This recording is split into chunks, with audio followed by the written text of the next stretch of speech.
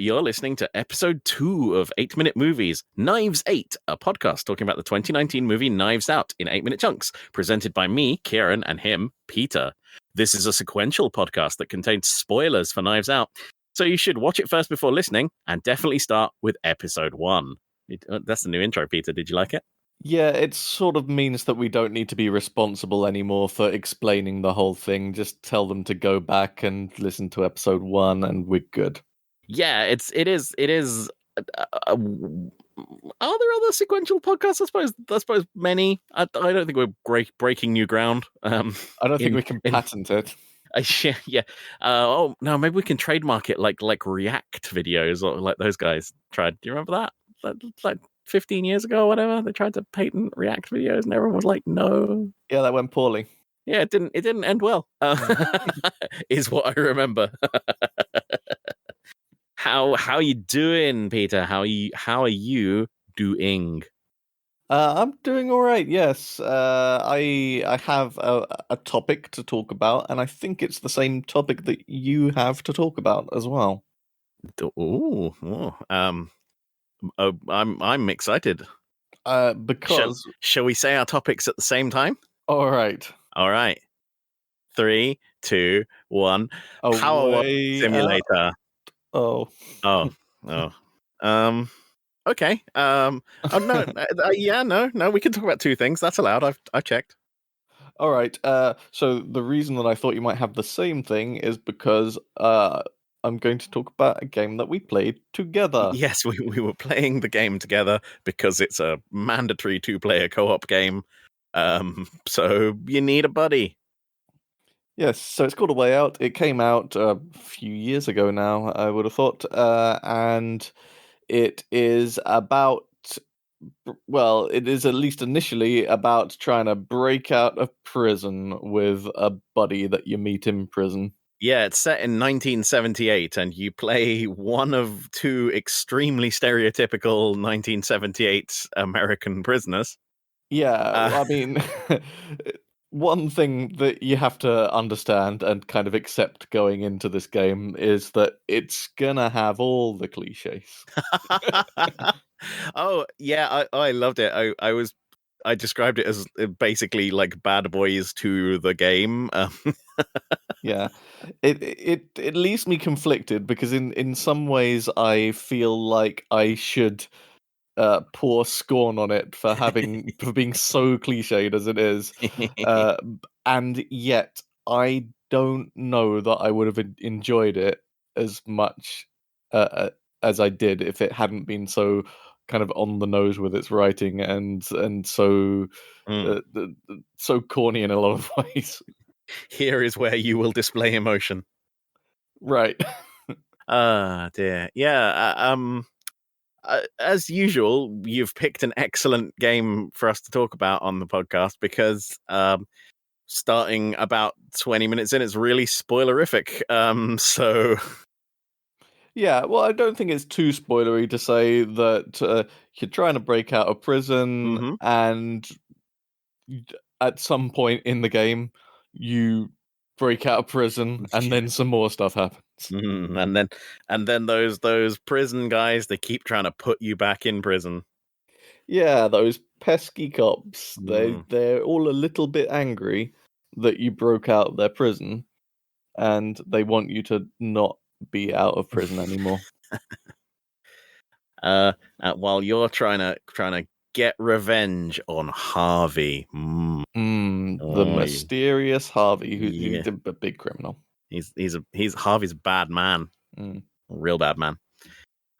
Yeah, it's real interesting because it's a lot of it is basically just sort of like quick time events. But they've tried to...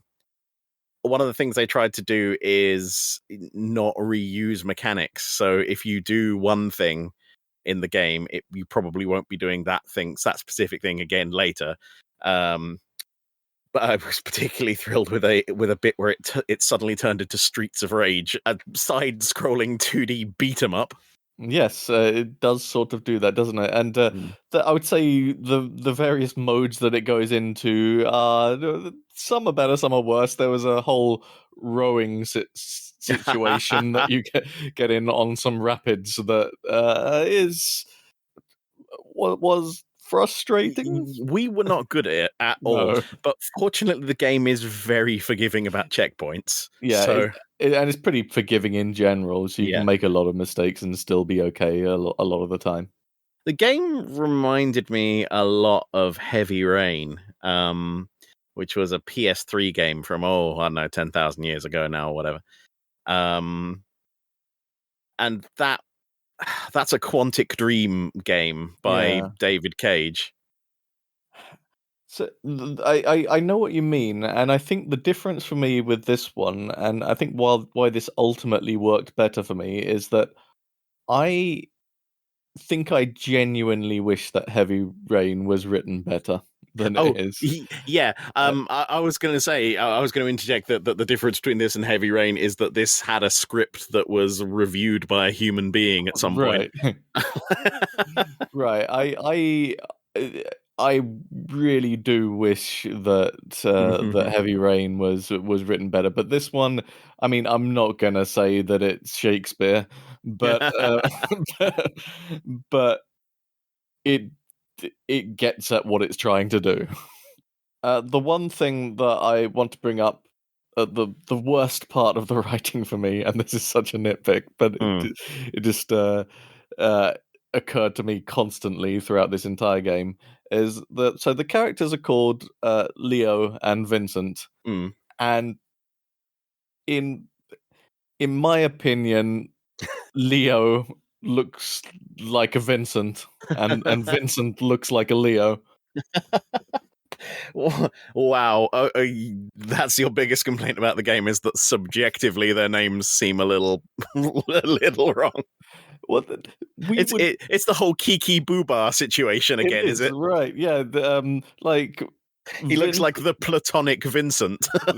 Vincent is kind of a pointy name, and like Leo has a kind of pointy look to him, while Vincent has leonine features, which you might expect someone called Leo to have. Oh God, listeners, feel free to write in about that. No, I think the thing that sort of like makes me kind of love this game is the fact that you are, it is a desperate situation. You are two wanted men who have broken out of prison and are like on the run from the police who are chasing you and like keep catching up with you. But also, there's hundreds of baffling little mini games where you can just do things that don't further the plot but just there to entertain you, like you can try on a selection of fancy hats. Yes. You can play the banjo. You can throw darts. You can play Grenade Brothers, a really weird arcade game that they built into the game. Yes, or just some Connect 4. Oh yeah. Oh no! Don't you fucking talk to me about that Connect 4. You fucking cheated. You won because my controller is slightly dodgy and it goes too far, like in the direction you press sometimes. That's why you won. I had about 3 other ways I was going to win in that game lined up. Fuck you! You're not the chess master here. Our boy's playing Connect 4, 12 moves ahead. Listen, my nephew has got pretty good at Connect 4, and sometimes I have to play him. I've had to up my game recently. Peter, you're supposed to let the children win. No. Because he's very cocky about his Connect 4 skills, and I can't let that stand. Oh, you're that uncle. Oh, yeah. Oh, jeez. And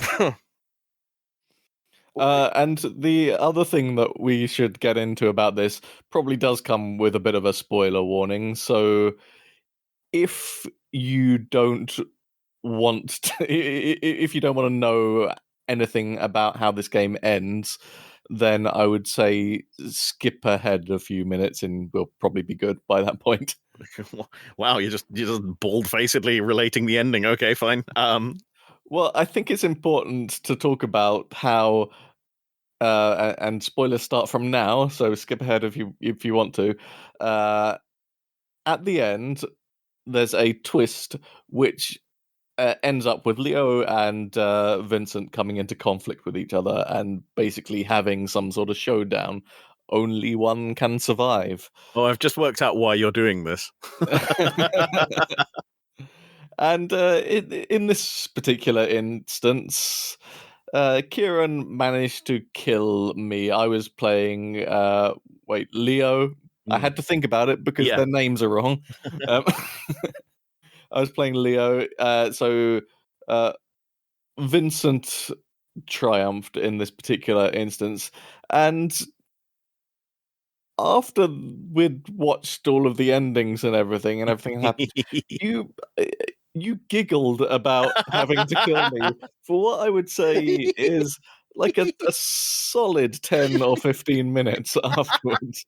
It just tickled me. You just uncontrollably giggled about it. Look, he's off again. I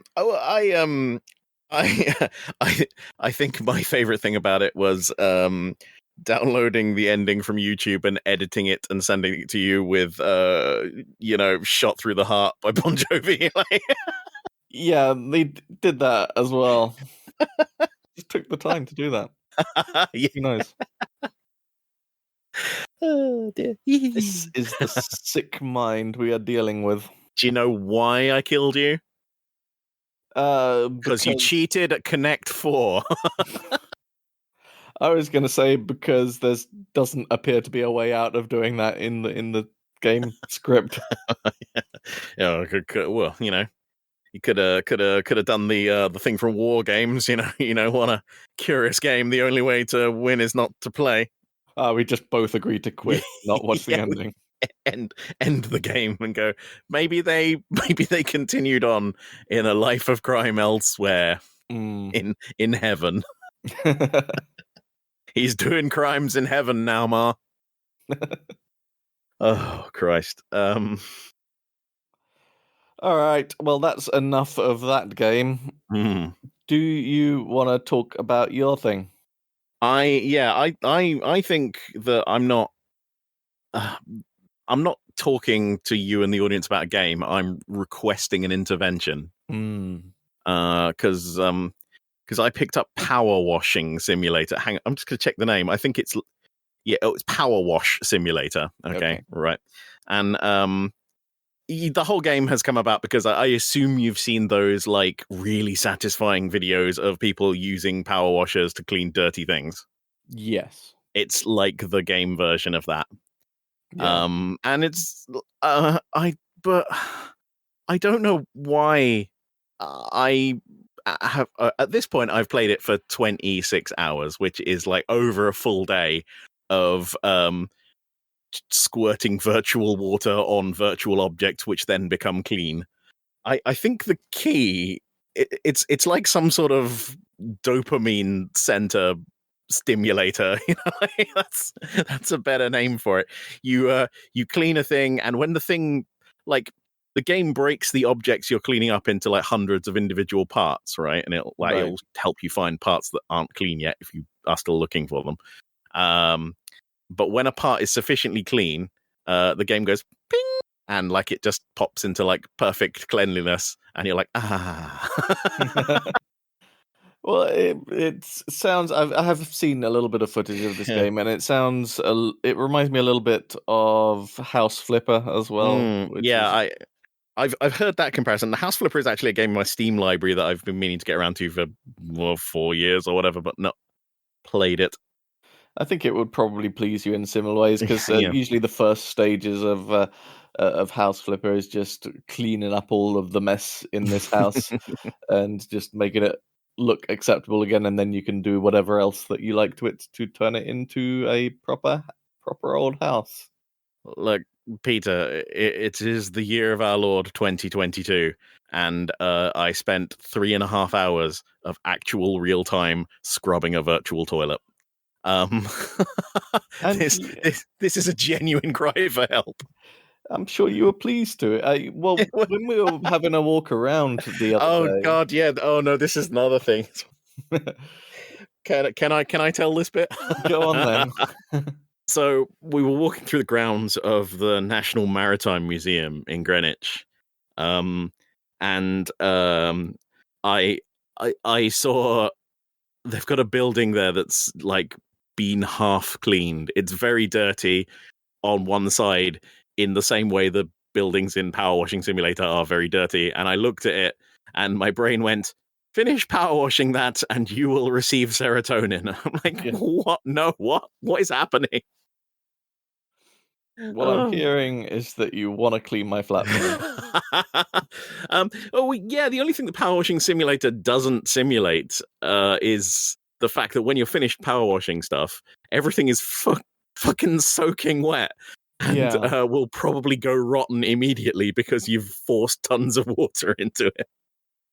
Also, you power wash roofs in the game, and you're not supposed to power wash roofs. That's your useful fact for this podcast. Peter, come up with a jingle for useful fact for this podcast. That's a note for you. Okay. Yeah, I'll put that in. I'll put that in post. Great. You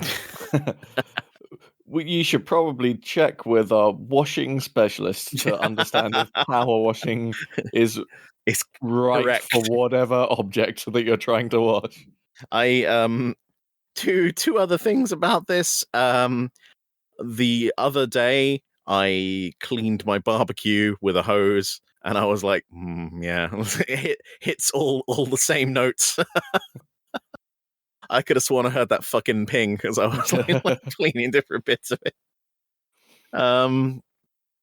Oh yeah, and the other thing is it's just a sort of generally fun game because obviously, like, you know, I guess that's kind of a weak mechanic. Or it's obviously a strong mechanic. I don't know why I said that because, you know, it's hooked me in for like 24 full hours of my life where I could have been, you know, building a rocket or curing cancer or something, but or cleaning an actual building. That digression aside, they've sort of wrapped it in this fun little world where people are always texting you like new jobs and increasingly baroque and insane reasons for why everything in the town is filthy as fuck. There's some sort of filth apocalypse.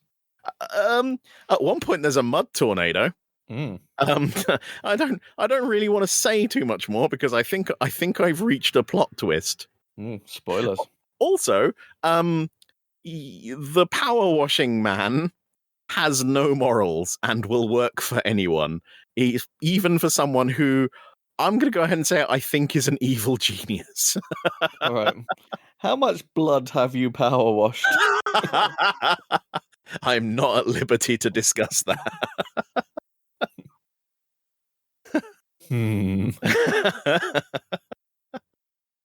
He's just really dedicated to his job. He just really enjoys power washing things. As do I vicariously, I guess.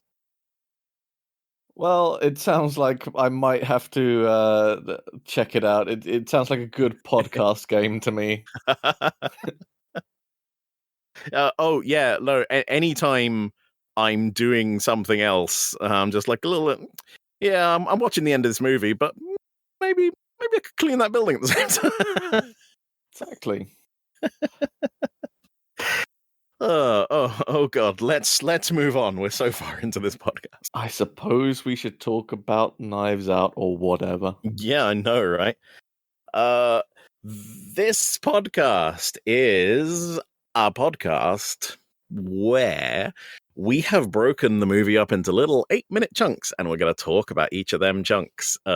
And because of the linear nature of time, you should listen to the first one first, because this is the second one. And if you start the second one, that's not good. We also have a strange little game we play where if someone says the word thing or out, in certain contexts, they get to hear this bell go ding like that. And that's bad. If you want the full rules, send me a stamped addressed envelope. Oh god, I've just realized that for unrelated reasons, I opened a PO box recently. We could accept mail from the listeners. God. How do you feel about that?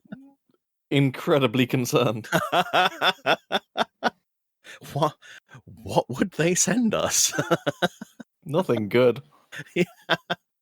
Well, I mean, I get paid by the size of the object that arrives, so someone's going to send us a fucking washing machine or something. This is the part of the podcast that we call "Let's Not Talk About the Thing" for historic reasons. And what do you want to hear about today, Peter? I've never offered you a choice before. That was a terrible mistake. Speak. Let me guess. Rian Johnson? Oh, yeah, we're going to be talking about Ana de Armas, who plays Marta Cabrera. Okay. Yeah. You were close, though. I think we're talking about him next week. Ana de Armas, born on 30th of April 1988, is a Cuban and Spanish actress. She began her career in her home country of Cuba and had a leading role in the romantic drama Una Rosa de Francia. At the age of 18, she moved to Madrid in Spain to pursue an acting career and starred in the popular teen drama El Internado for 6 seasons from 2007 to 2010.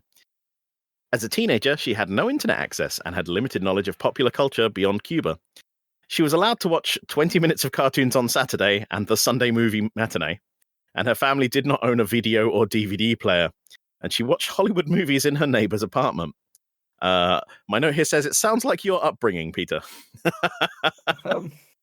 I like that I've formalized my throwing shade of you into my own notes. I just watched films that were appropriate for my age. Yeah, whenever you were released from, Plato's cave or whatever. Like I think I've explained before, I saw things like the cover for It in the video shop and thought, no, this is not for me. A young child. I think we've covered the fact that a man in a white van would drive hundreds of pirated videotapes up to my house each week, and I could select as many as I wanted for like a tenner.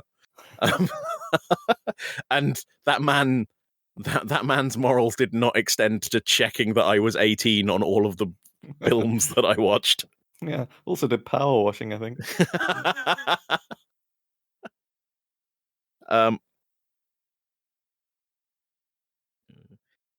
Ana de Armas memorized and practiced monologues in front of the mirror and decided to become an actress when she was 12. In 2002, age 14, she successfully auditioned to join Havana's National Theatre of Cuba. After moving to Los Angeles, de Armas had English-speaking roles in the thriller Knock Knock and the comedy crime film War Dogs, and had a supporting role in the sports biopic Hands of Stone. She rose to prominence with her role as a holographic AI projection in the science fiction film Blade Runner 2049.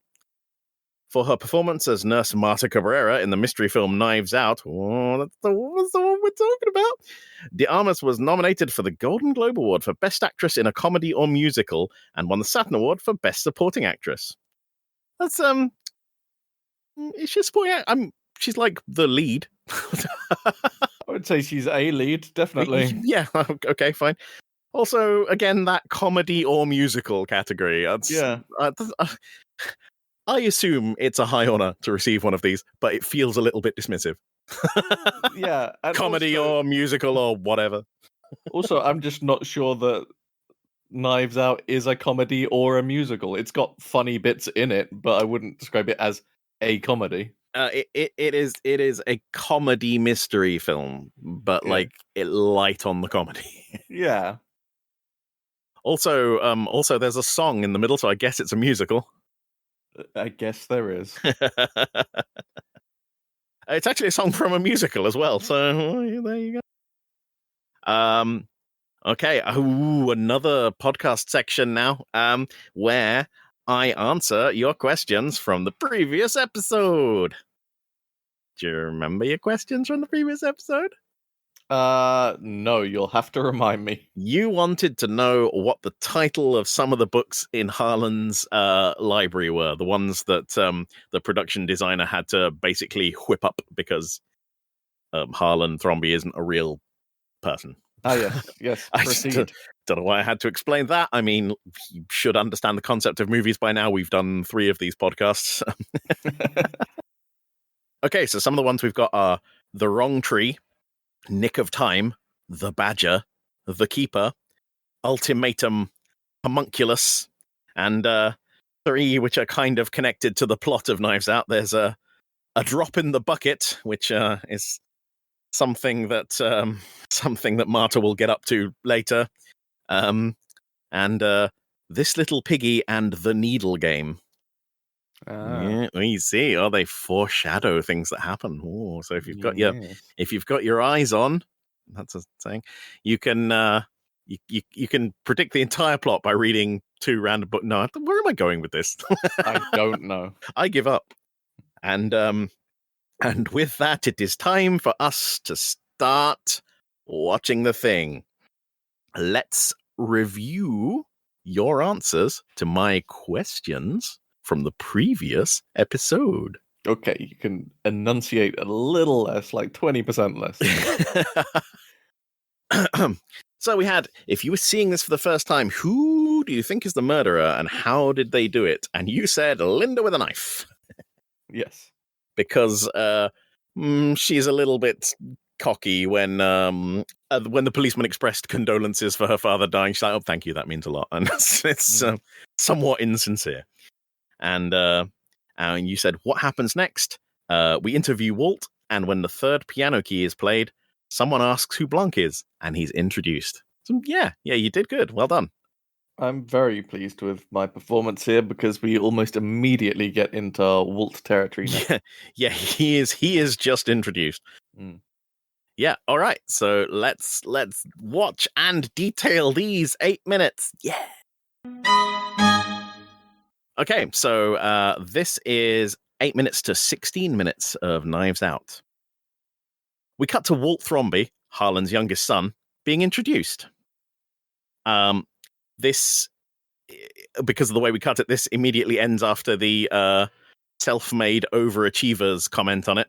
Mm-hmm.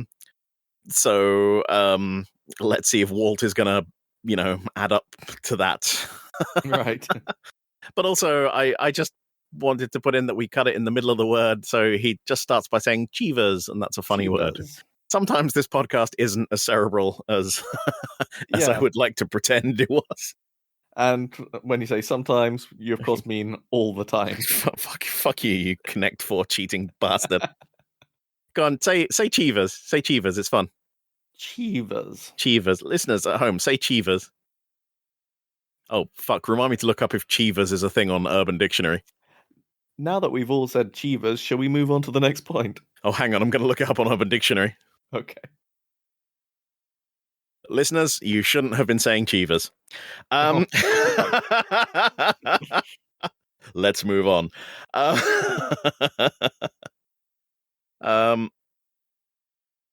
Walt says it's the family's publishing company, and his dad trusts him to run it.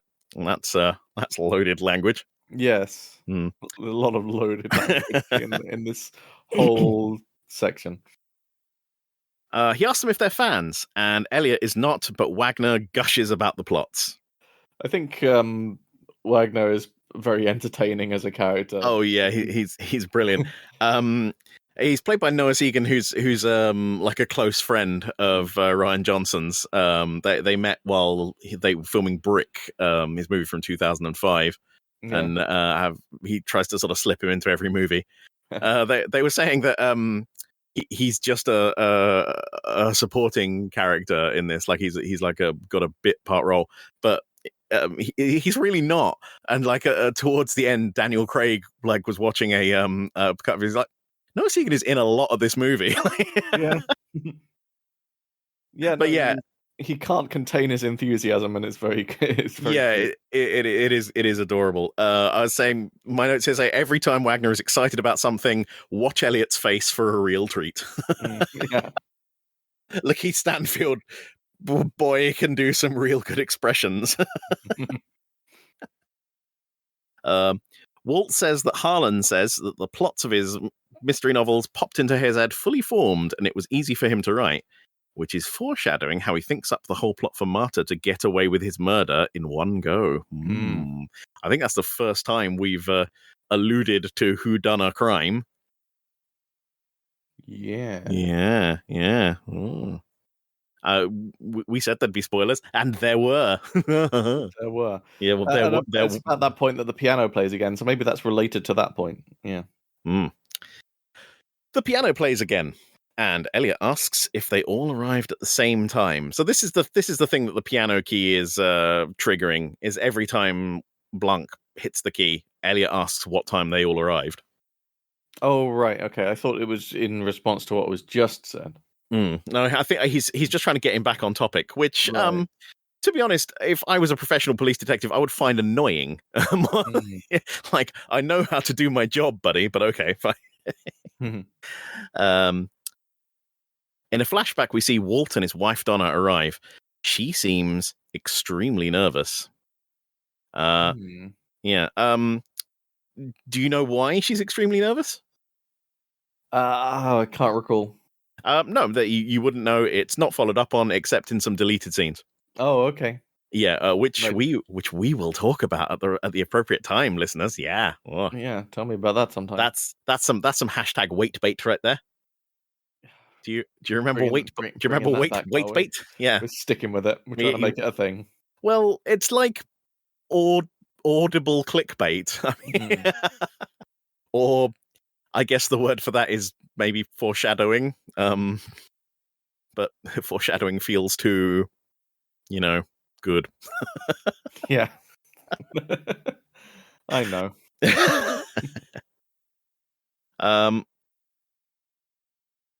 We also see his son Jacob sitting on the stairs on his phone. Walt describes his son as very politically active, and we cut to Richard saying that he's literally a Nazi. We cut to Meg saying that he's an alt-right troll dipshit. Yeah. Jacob Thromby here, who's played by Jaden Martell, is always on his phone whenever he's seen. Right. And the character was strongly influenced by those Star Wars fans who complained about The Last Jedi, which was written by Rian Johnson. I've got some Last Jedi material that we'll maybe talk about when we talk about Rian Johnson. We cut back to Walk saying, kids today with the internet, it's amazing. Does he? I don't know whether he just has no concept of how much of a shit his son is, or whether he's willfully ignoring it. But there's something very real about this kind of response. Yeah, just kind of dismissing this whole terrible trend and just kind of boiling it down with, "Whoa, aren't kids cool with the internet nowadays?" Yeah, I think Walt knows that his son is a complete bellend, and as we'll see of Walt's character, he's not very confrontational, except when he is. He added lamely. I know what you mean, though, right? Yeah, he comes across as he's very passive, being quite passive, but he can also be kind of threatening. Yeah, when his back is to the wall, he will do what he has to do. But in situations like this, like, step up and be a father, not going to do anything about it. Right.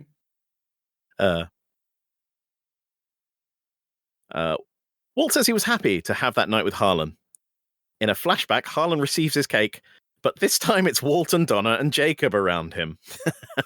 Yeah, I don't really think that I picked up on this detail of this shot being kind of redone with the different people standing around him until you pointed that out to me last time. No, and it happens a lot. There's another long sequence where characters change what they think is happening based on who's saying what. And I think it's really well done. I'd say I like that we're seeing both the fallibility of memory, because human memory is confabulational. You don't remember shit. You don't remember exactly what happened. You remember vague things, which then become sort of stereotyped things, and then your memory is completely different from the actual events. Which will come up again later. But also, this thing shows that each little branch of the family is extremely self-centered. Right. We cut to a title card intro of Joni Thromby, the wife of Neil, Harlan's son, who died 15 years ago. When asked if she was close to the Thrombys, she sighs and she says they're her family. In a flashback, we see her dancing and trying to get Linda to dance with her, with increasing dismissal and irritation. Right, so here we're not really getting her view of the events, we're getting more kind of reality. Yeah. When I say increasing dismissal and irritation, Linda doesn't even look at Joni while she's trying to drag her out of the chair to dance. She has no intention of getting involved with this bullshit. Yeah. Toni Collette, who played Joni, picked the song being played here, which is More Than This by Roxy Music, which they then had to pay to clear.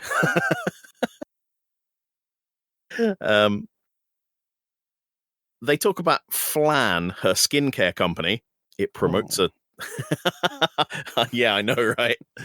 It promotes a total lifestyle, self-sufficiency with an acknowledgement of human need.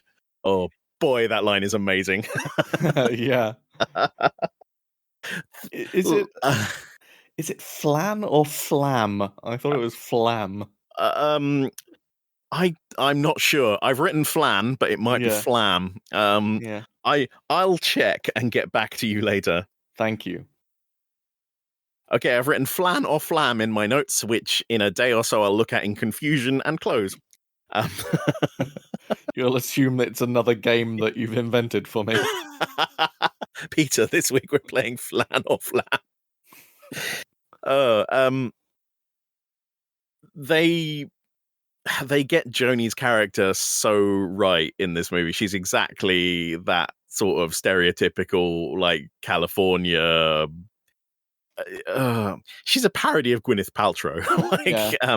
Like Flan or Flam is a parody of Goop, which is Gwyneth Paltrow's lifestyle brand.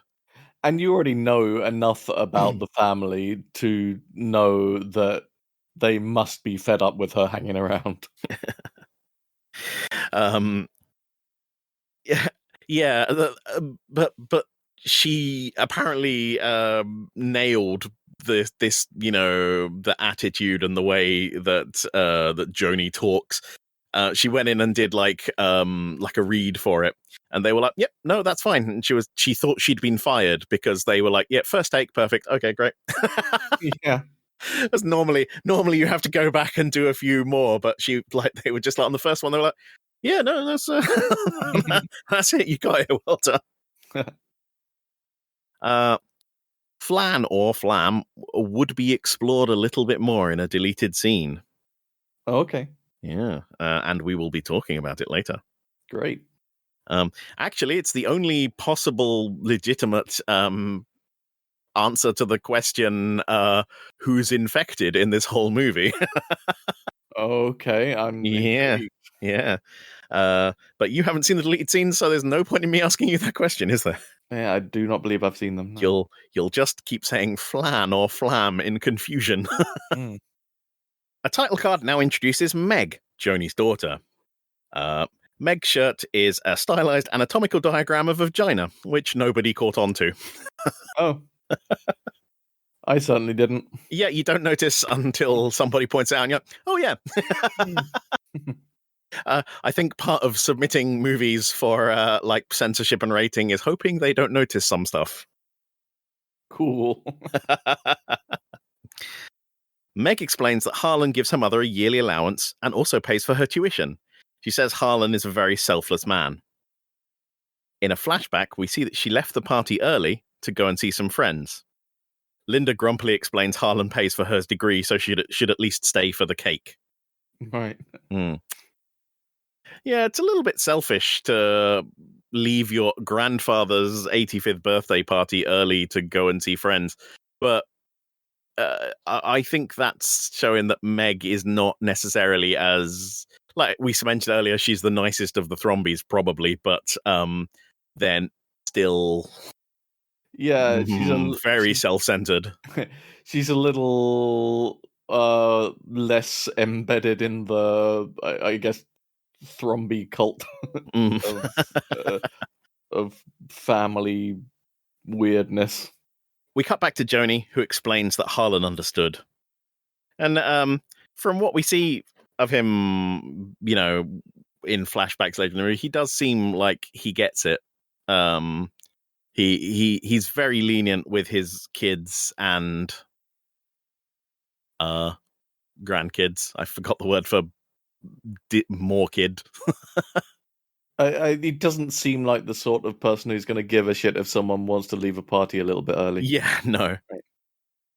Again, the piano dings and Elliot starts to ask if they arrived at the same time, but Joni interrupts to ask who the piano man is. So yeah, the third time, just as I said. In the script for this, instead of playing the piano, Benoit Blanc was supposed to tap the back of Elliot's chair with his foot. But when they got on set, they realized that they couldn't set that up visually and have Blanc sort of hidden in shadow. He'd be literally right there. And also they discovered there was a piano. So they were like, yes, okay, this is good. This works. I'm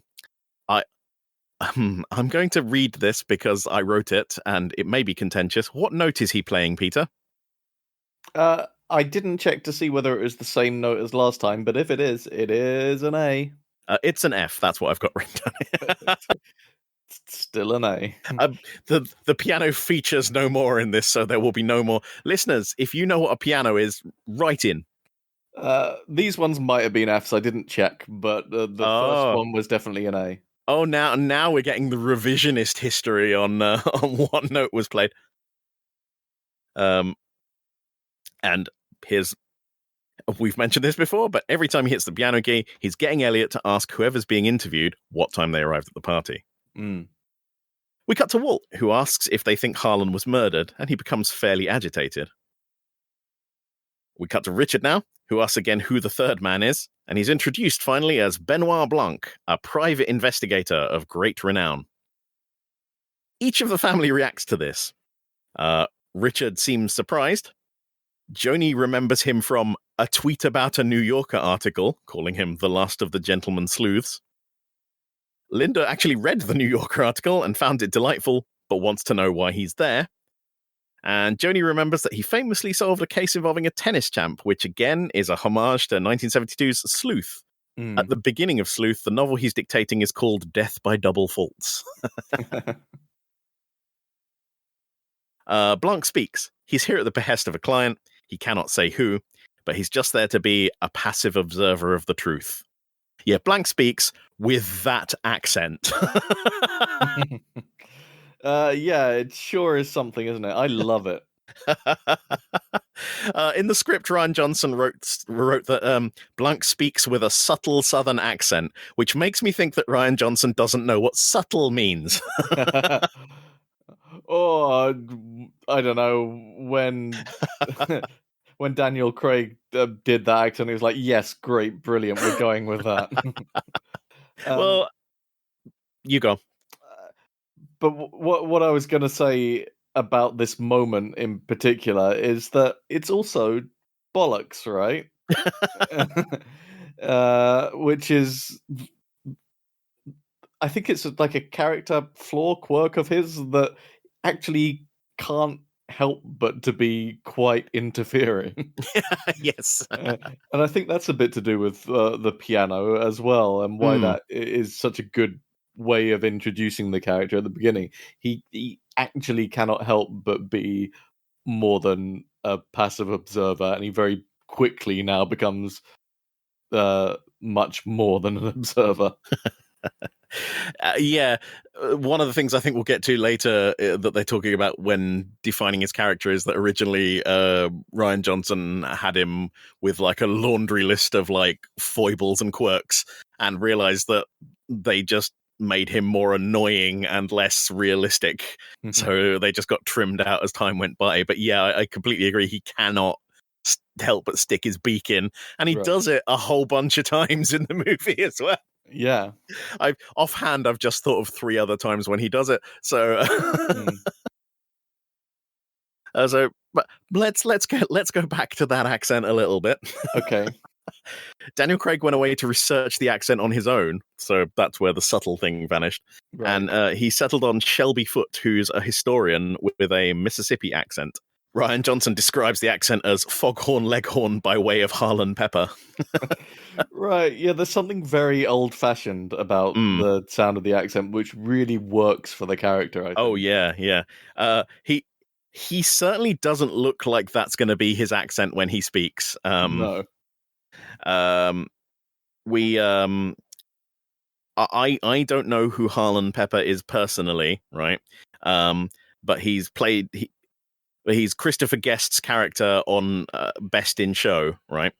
And Christopher Guest is Jamie Lee Curtis's husband. Oh, it all ties together. That's another link on the deduction board. Okay. I guess.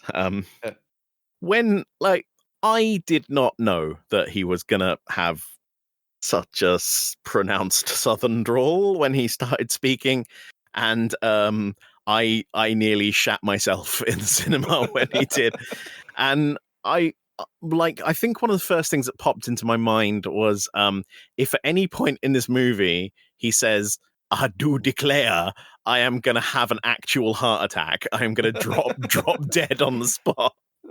It's just so good, though. I love it. It is.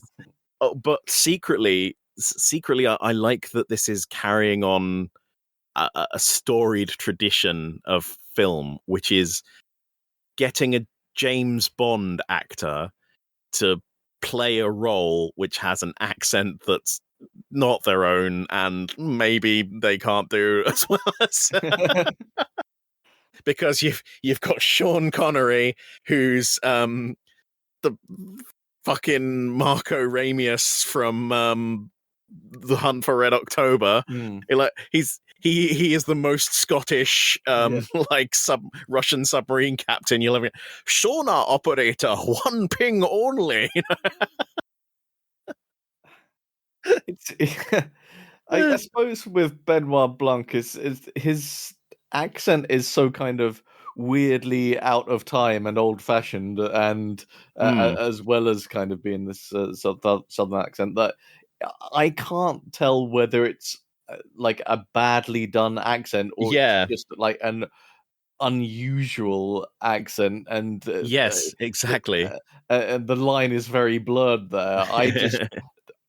I just think that it's really full of character and really get into it. Yeah, it is a delight. I mean, he is like an old-fashioned kind of guy. I mean, like we've already had him described as the last of the gentleman sleuths, but he tends to wear like suspenders, braces, that have been out of general style for a long time, but Daniel Craig can pull off because Daniel Craig probably looks great in anything. You know what I mean? Should we get back to the podcast? I suppose so. His accent has derailed us. Blank asks about Marta, and we see her in flashback. Richard says she was like part of the family. In the flashback, he cheerily calls her over, and they all toast her. That memory is going to be re-examined. Definitely, yeah. I remember what that's about, and so yeah, we'll see that moment recast as being much more awkward. Oh yeah, I just love how it quickly passes. Like, so you wouldn't really notice it except on like a second watching, where he's just like, "Come over," and she's like, "Yeah," and then they all raise their glasses, and that is not what happens. Richard says she was a good friend to Harlan, that her family is from Paraguay, and Linda likes her work ethic. So listeners at home, keep track of where Marta is from, because that's the second one. I think we had, was it Uruguay before? Yeah. Now it's Paraguay. And it's just like that comment as well. Like you're just starting to put together a picture of what the family's kind of attitudes are now, and just the idea of just kind of defining someone by their work ethic is really kind of, and where they're from. Yeah. Incorrectly where they're from, presumably. Like, my next note is where Marta is from changes about 5 times throughout the film, with her never actually confirming anything. Right. But interestingly, Marta is born in America, so she's American.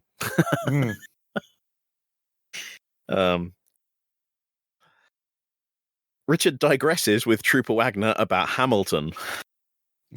Have you seen Hamilton, Peter? I haven't actually yet seen Hamilton. No, me neither. I mean, I like musicals, but I don't know how I'm going to feel about a musical about some American people. That sounds bad. It's like an American history thing. I don't know what it's about. Is that relevant? Do I need to know that? I don't know. Listeners, if you think I'm a bigot, right? No, don't, please don't. If anyone is less equipped to examine the part of this film where they talk about Hamilton, it's us two. Yes. Rian Johnson is a big fan of Hamilton. The thing that Richard says here, where he says he saw it at the public, is a gag, which we didn't get because we don't know that much about Hamilton. It was where it was first shown, and a friend of Rian Johnson's saw it there and wouldn't stop talking to him about it until he went to see it. Blanc expresses to Linda, as a self-made man himself, his respect for the whole family as entrepreneurs. And she expresses doubt that Walt did anything for himself except sell the books Harlan wrote for him. Blanc seems surprised that he doesn't manage merchandising and TV adaptations, and Linda says that she won't be baited into talking shit about her baby brother, even though she literally just did. Right. The preceding line to this is her putting him down about, Walt doesn't really do anything. Harlan just hands him a book twice a year and he publishes it. Right, yeah. And again here we cut immediately to Richard saying that Walt doesn't run shit. Yeah, and the thing about this series of moments, I guess, is that Blanc is just extremely good at just stirring up shit and getting people to talk by what seems like polite questions. And this whole bit has definite, for me, shades of Columbo. Columbo's in its entirety, basically. Oh boy, yeah. And there's an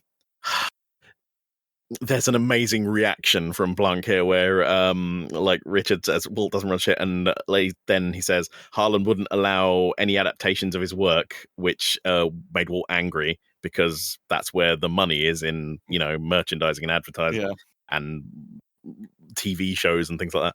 And Blanc goes, no. And I'm like, come on. Yes, he 100% knew this already. This specific cut here where Linda's saying she won't be baited into him talking shit about a baby brother, and then Richard is suddenly saying he doesn't run shit. They went through in the edit suite frame by frame to find the best spot to cut between the two scenes. So she's literally in the middle of a word, and then it drops into Richard saying. I often think that editing for comic effect must be a fun thing to do. Yeah. You got to have the material to work with, though, I guess, as well, because do you know what? I had an example of this just yesterday where I was carefully editing, the background music from that sad, tragic game we were talking about to interpose the song at just the right moment. I'm being a bit oblique because we haven't done a spoiler warning, but oh right, yeah. Yeah, so that was my example of careful editing for comedy. Guess you're some sort of expert now. Yeah, I am. Richard remembers Walt having a go at Harlan at the party about it, until Harlan said something which left Walt like a wounded puppy for the rest of the night. Ooh. In detective circles, this is what we call a motive. Yes. We cut to Richard, who denies it, saying that he spoke to Harlan.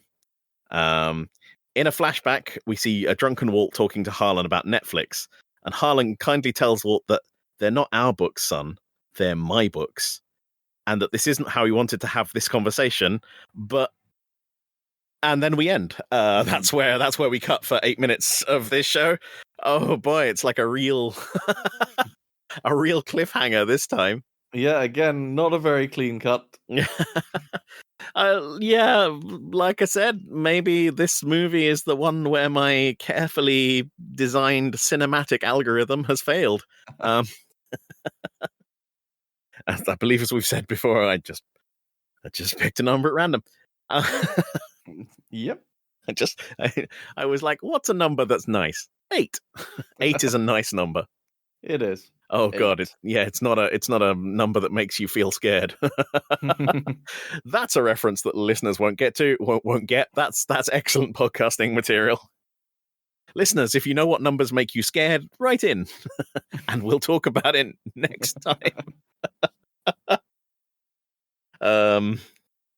Oh God. It's one little fact to take us to the bridge. Ryan Johnson didn't want to, so they didn't get any coverage for this scene. So, which means that basically they just filmed it from one angle with one camera, a couple of takes, and they didn't do it like lots of different ones because he was like, I didn't want to give myself, the ability to go back and edit this to like change mix up what these two guys are saying because the performance was so good. And he again, you sort of get Harlan saying to his son, like, they're not our books, they're my books. And I think the listeners are probably going to be able to put together what follows that for the start of the next episode. I think that's fair to say. So the post-show bit. So Peter, the questions. If you were seeing this for the first time, who do you think the murder is, and how did they done it? How did they done it?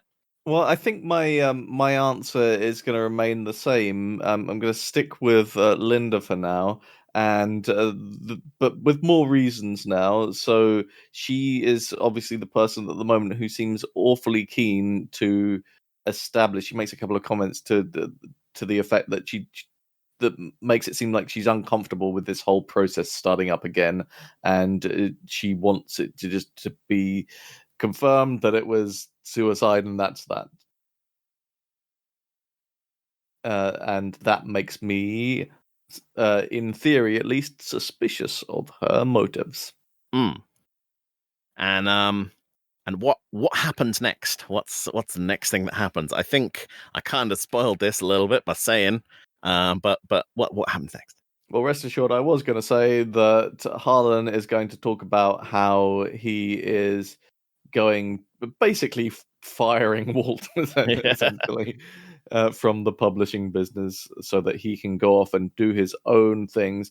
And he's going to frame it in a way that he's been too controlling of Walt's destiny, and it's time that he gets to do his own thing. He's been holding him back from doing that, and Walt's not going to take that well. And anything else you can remember? You've got 8 whole minutes after all. Well, I think that we're getting close to the time that we're going to start to introduce Marta now. Oh, okay. Yeah. I was going to say, you said, rest assured I was going to say this, but how can we trust a man who not only cheats at Connect 4, but he cheats at podcasting by going to the Wikipedia article about Knives Out and reading it, thoroughly studying and digesting it ahead of the show, as you have been proven to do before this court. Do I have to go to the break room? Yeah. No, we have to stop dropping references to something that we haven't spoken about on the podcast. Spoiler, we might be talking about a television show next podcast. Listeners, go and watch Severance. It's good. Yeah, if you could have had watched that before the next podcast, then it'll make it easier for us to talk spoilers rather than just talking around it. I like how this one was this episode was even more, wanky than they usually are from the point of view of like weird in jokes that don't make sense to the listeners. Great. Yes, what did you call it? The self-indulgence here. The hostile listening experience. Yeah, the hostile listening environment that we project here, and also just the layers of inside talk that makes it utterly impenetrable. Yeah. Like, even if you had joined us at this stage, there's no chance of understanding anything that we're saying, just because it's wheels within wheels. James, sir. Burn some mum. What are you thinking of the film so far? You're 16 minutes in.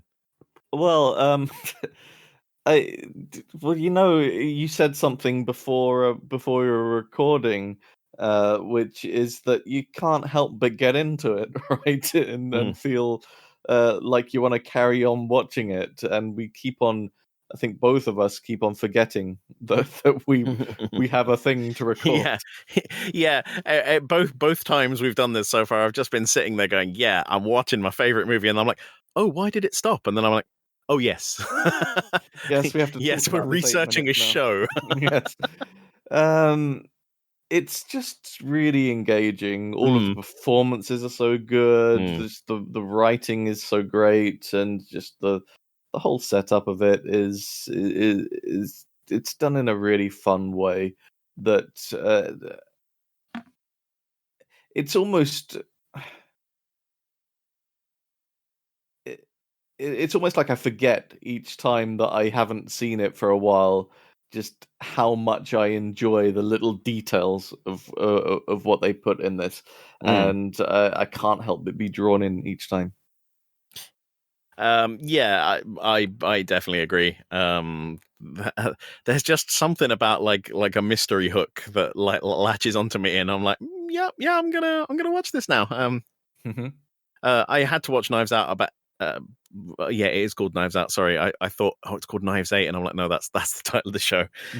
Like I had to watch Knives Out about 10 times while preparing for this podcast, and like that was it for then. I was like, boy, done with that film for a while, and now every time we're putting it back on to like re-review it, I'm like, I could watch Knives Out.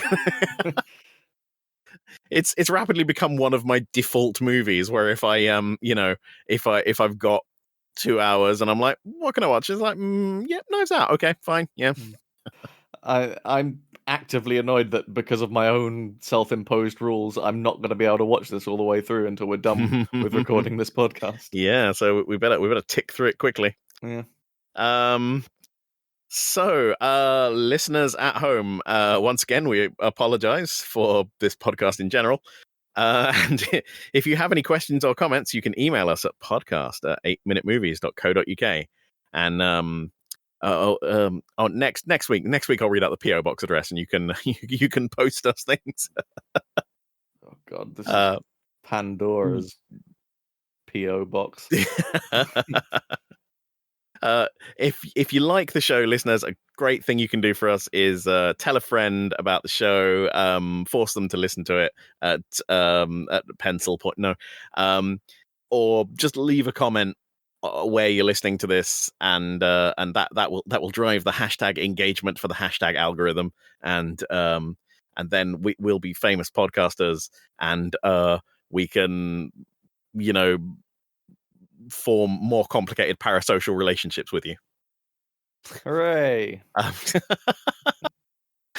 feel like when doing the outros of this podcast, I keep saying the quiet bit loud. Maybe you can do next week's outro. Seems like a burden. Yeah. If you like the show, tell a friend. There you go. That's short and sweet. So where can you be found on the internet?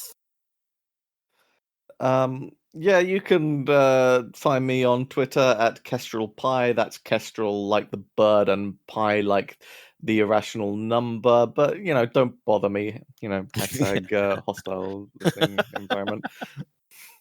And according to UrbanDictionary.com, achiever is a male sexual organ, or a female sexual organ. Oh, okay. Yeah. Okay. That's we shouldn't have said it so much earlier in the show. Yeah. I'm Kieran J. Walsh on Twitter. Good night. Good night, listeners. Good night. Good night. Goodbye.